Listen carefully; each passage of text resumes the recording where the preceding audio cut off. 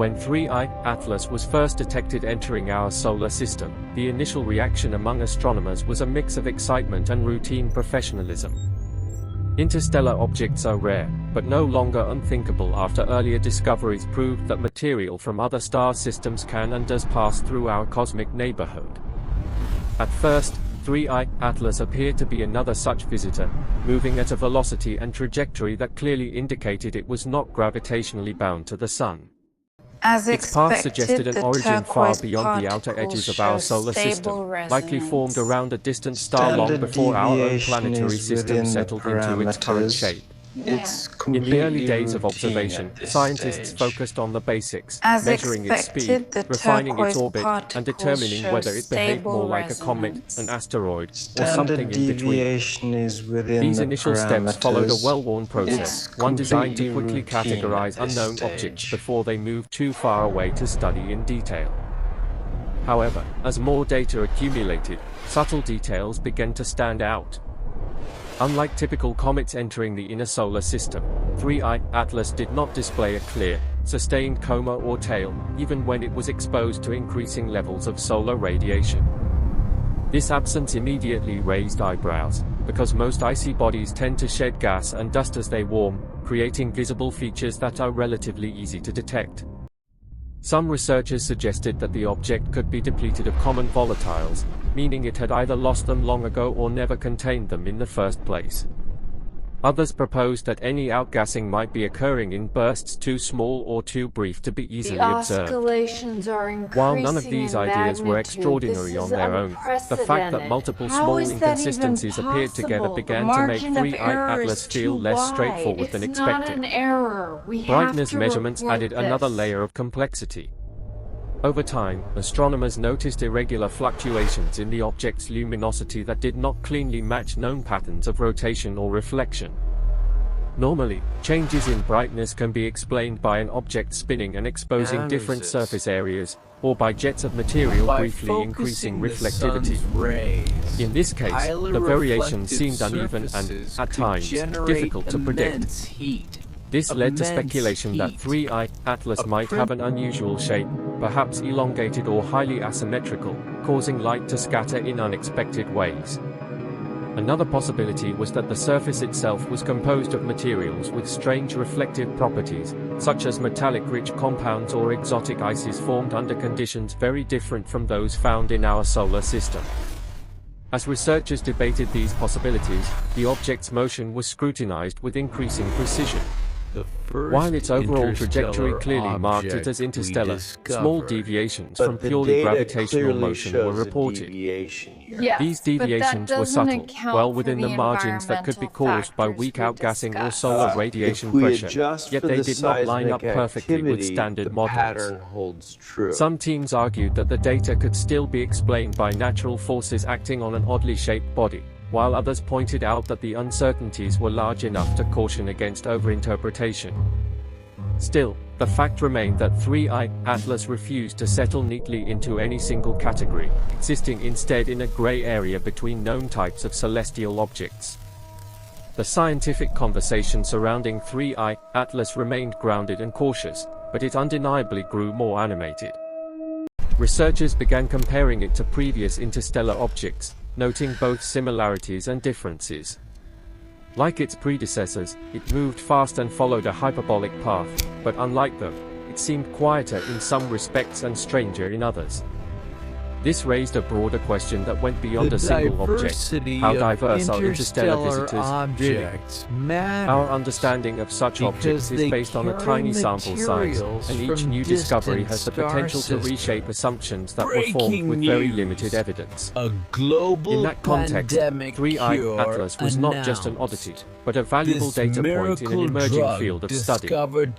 Public interest grew as fragments of this scientific debate filtered out, sometimes amplified by headlines that hinted at mystery or speculation. Within the scientific community, however, the discussion remained firmly rooted in physics and observation.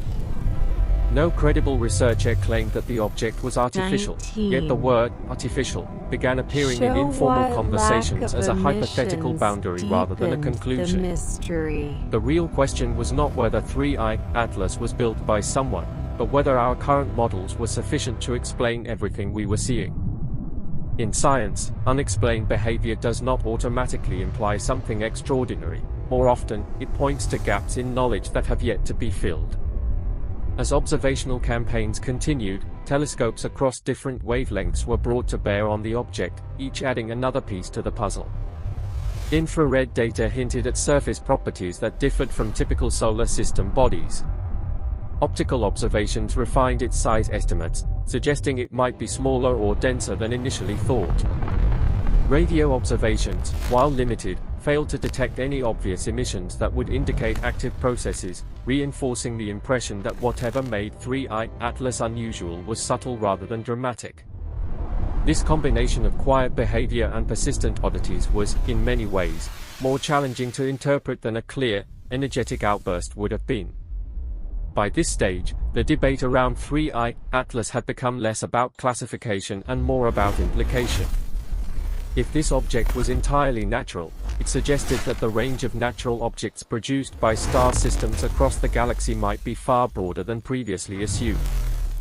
Entire classes of bodies could exist that rarely interact with their parent stars in ways that leave obvious signatures, making them difficult to recognize until they wander into a system like ours. On the other hand, if some aspect of 3I Atlas eventually defied all natural explanations, it would force scientists to confront uncomfortable but fascinating questions about how to distinguish between natural and non-natural phenomena in space using purely observational data. Crucially, none of these questions could be answered quickly.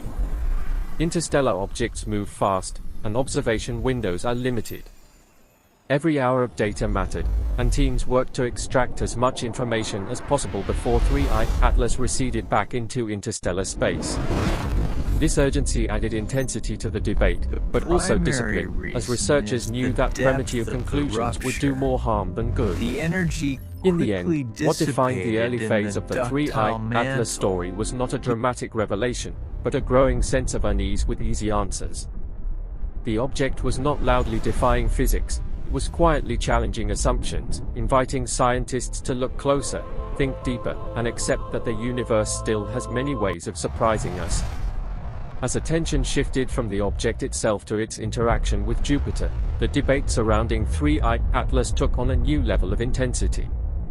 Jupiter is not just another planet, it possesses the largest and most energetic magnetosphere in the solar system, a vast electromagnetic environment that acts like a natural sensor for passing objects. When 3I Atlas entered this region, scientists expected familiar effects, minor disturbances in plasma, subtle changes in radio emissions, or nothing detectable at all. Instead, instruments recorded a brief, sharply defined response that aligned closely with the object's position, appearing and disappearing far faster than typical magnetospheric reactions. This immediately complicated the discussion, because such a clean, localized event does not fit easily into established models of how Jupiter's magnetic system behaves. What made the situation even more puzzling was what did not happen. There were no prolonged auroral intensifications, no extended radio echoes, and no cascading disturbances spreading through Jupiter's magnetosphere.